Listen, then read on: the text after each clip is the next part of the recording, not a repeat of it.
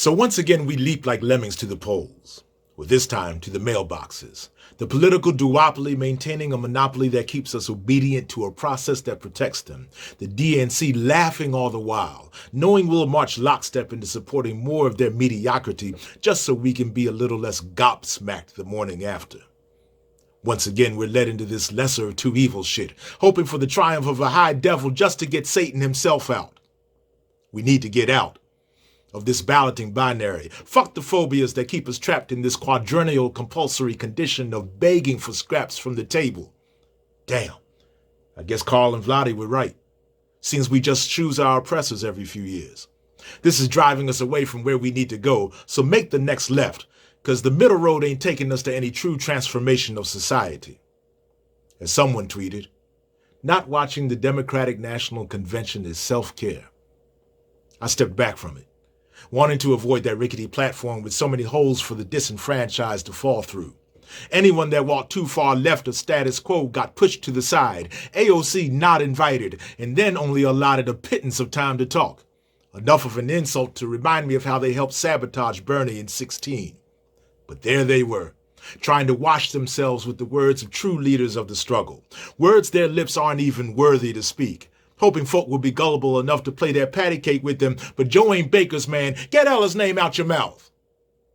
These people's actions provide full disclosure to their real beliefs on economic and racial redress in society and show that all that talk is just white noise. They say there are two parties. Looks too often like one big shindig to me, all the privileged partygoers dancing together, pressed up closer than that little bit of space in that center aisle. These Republicrats have been cutting this rug for a while, but 45's dance is so outrageous that we forget how similar were the moves of 44, 43, 42, 41. The numbers are staggering, thinking about how many have been locked up by both sides, how many have been deported by both sides, how many have been impoverished by both sides, how many have been invaded by both sides. As Gil said, this movie is a rerun, or shall I say, a rebilling of the same old crime bill, this time cast with a black cop. And it's hilarious to think that this plot will take us anywhere but right Barack where we started from, because this one's been biding his time to get his finger on the trigger too. And the sick thing is that we'll help him do it. JB was W's Warhawk buddy, and yeah, we'd love to walk around among doves peacefully nesting in the trees at 1600, but we'll probably feel the sting of carrying crows. And unless he has a road to Damascus experience, then we'll still get stoned by this pretentious centrist. And just like the other Democrat administrations, this one will leave us in Heartbreak Hotel, where hope is dead. Do not celebrate too much on election night, or whatever night ballots are finished being counted and we're past conniving court attempts at stealing this thing. Don't act as if we're moving into some great tomorrow when we've just elected yesterday's man.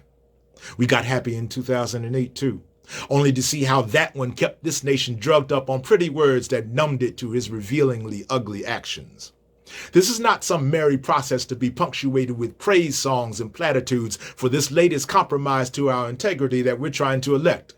This is the equivalent of gnawing off our limb to escape the overbearing bear trap we've been caught in the past 4 years. This is asking the overseer for help against the plantation owner, then hoping we don't get raped in the fields by him.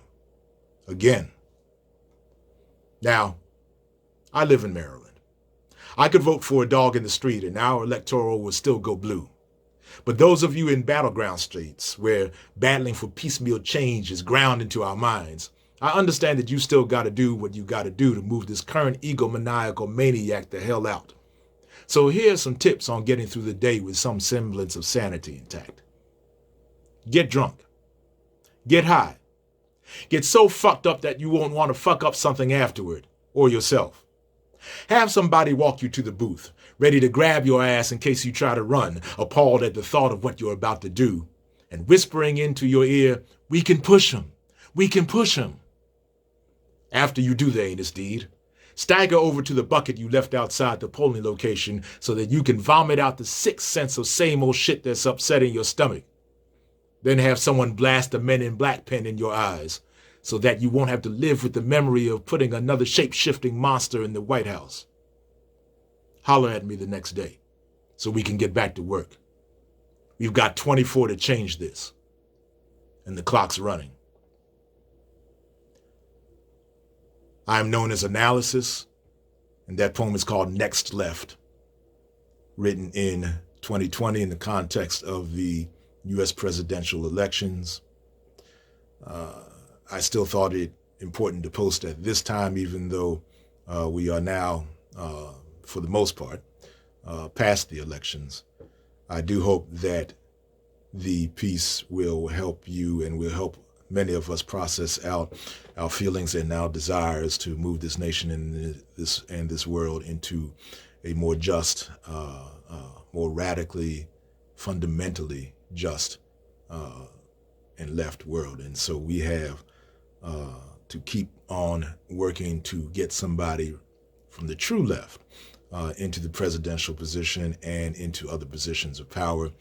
And we need to keep organizing so that we bring power to the people. Continued blessings on you all.